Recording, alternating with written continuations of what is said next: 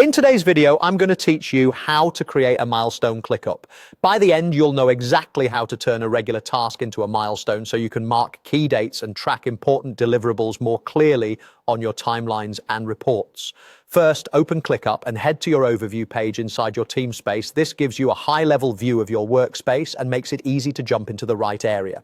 If your sidebar is visible, you can get to overview from there. If not, look for the overview option near the top of your space.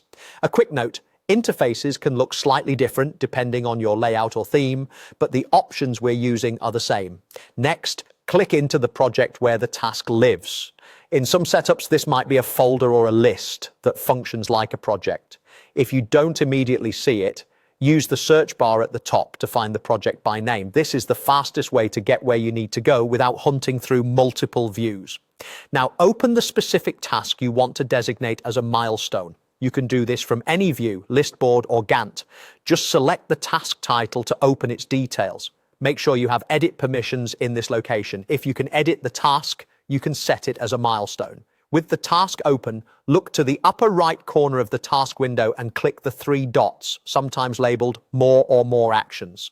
This menu contains additional settings that aren't shown on the main task panel. From that menu, choose Task Type.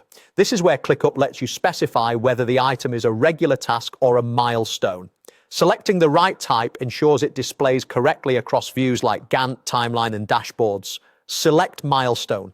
There's no separate save button needed. Your change applies right away. If you ever need to switch it back, you can return to the same task type option and choose task again.